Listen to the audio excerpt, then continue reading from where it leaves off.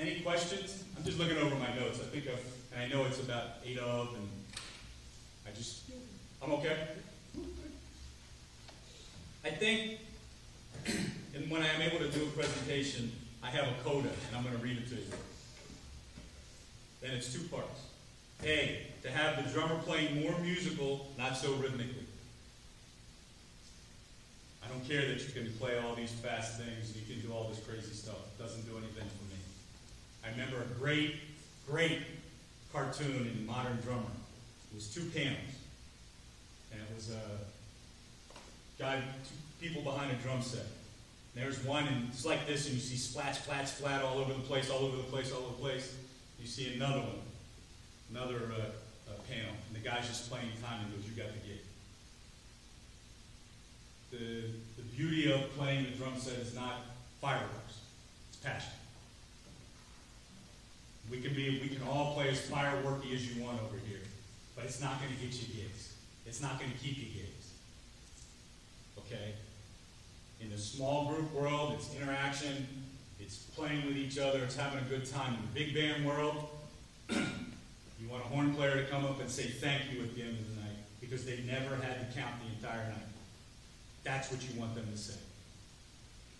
I do a Christmas thing with a bunch of the guys from a bunch of the service bands, and a horn trombone player came up to me and she said, thank you. I said, for what? She said, I was tired, but you won't let us be. Yeah, I'm not going to let you be.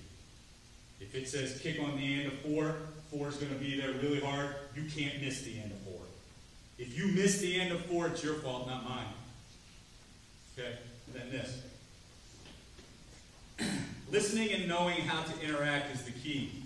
By having a basic understanding of the components of the melodic parts, we will do more than just time. Please keep in mind that your interaction should not take away from the groove. All right? Interact. Have fun. But remember what our jobs are. We're about the groove. Remember, a groove is a what? Come on. It's a terrible thing to waste. You wasted it. Groove is a terrible thing to waste. Have a good time and interact. Any questions? I don't want to play anything. I can't play. Well, can you just talk maybe about your symbols? Sure. Yeah. I mean, your tastes have evolved over the years. Yeah. This right here is probably the one that I most enjoy the most. It's a Bosphorus, half hammered, half polished. And it's so that about 10 years ago, I discovered Jack DeJohnette. How many people have listened to DeJohnette play? How many people have listened to his cymbal? It's like, if you've ever played a DeJohnette cymbal, this probably has a better sound than sometimes his cymbals have. I mean, and the reason for that is notes. If I took another cymbal and I started playing over time, what happens? You get washed. This, we spend all the time doing this. Right? We spend all this time working all these great rudiments and doing all this stuff. We start playing a cymbal, and then all of that goes away. So I use this all the time as my ride cymbal.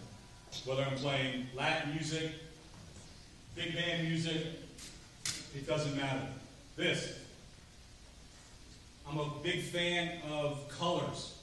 I believe in colors. I don't believe in matched cymbal anything. Okay? Because that's another thing I should have brought up. If you're somebody soloing and tenor player's playing, go to the bridge, change your cymbal. Somebody else plays, change your cymbal. Don't just change your cymbal. Get your sound different. Different timbre. Tenor player's got a different sound than a trumpet player. You should have a different sound. This is a U-fib. Dennis gave it to me. I traded Dennis a couple things. It's got, but it also has this. So there's a couple things that I can do with it. I have used other, but I have a couple Bosphorus, New Orleans things that I don't like much anymore. I believe in sizzles, and I'll tell you why. You big band players, how many people like playing with brushes in a big band? I don't. Because typically the band can't hear, you're in a room like this, kind of live, so I cheat.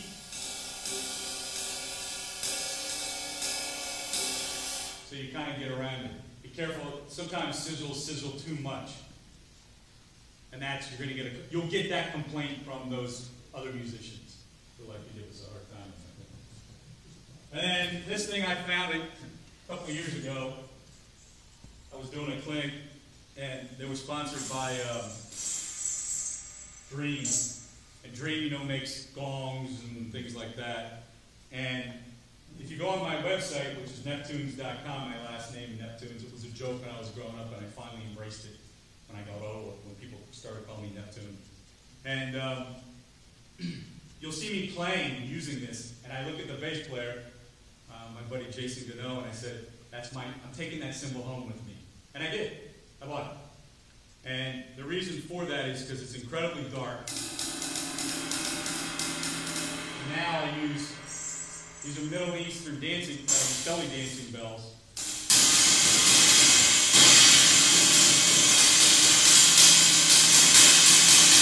So when I'm playing Latin music, I can get that kind of cascara side that I won't do on the side of the drum. But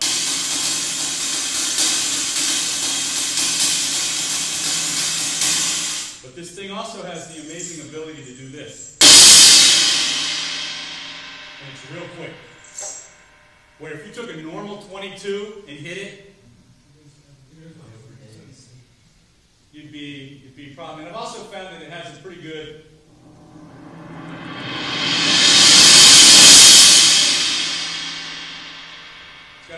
roll ability to it as well. To us, this is us, cymbals. This is what people hear. I'm fortunate enough to have a couple nice drum sets. This is a good kit to play here for you guys at the school. And then my hi-hats are just 14-inch master hats from Bosphorus. I grew up playing a set of 13 Zildjians from the late 70s, but they were too small. I couldn't do what I wanted with them. Don't be afraid to use your hands on them. Am I okay? Yeah, a minute or two. Minute or two? Okay, I'm excited to hear this next one. Being Abbott, wanting to always really be able to remember forever. The formality thing used to get my waist unless I'm playing changes, and then I'm okay. If I don't have to read changes, I'm good with formality. What I have to do what you guys do and all this stuff, I have a problem. Don't be afraid to use things like this, whistle sticks, brushes, your hands. The biggest thing is to look at each one of our pieces up there as a musical instrument and figure out what you can do with it. Whether it's hitting it on the sides, underneath. There's so much to that instrument that sometimes we let kind of go by the wayside. Remember, musical, not so rhythmic. And I think if you think that way, all of a sudden, other people will start to hear you do that. If I ever get a chance, and I'm sure I'll see some of you again, because I have been here to play with Dr. Cook and Mike Camiff and I've done stuff with Curtis. I want you to come up to me and say, hey, I used that, and they heard me play the tune in the solo. That is the biggest thing. That's a compliment in a small word. Hey, I heard you play All of Me, or I heard you play, whatever the tune is. I have nothing else. Thank you for your time.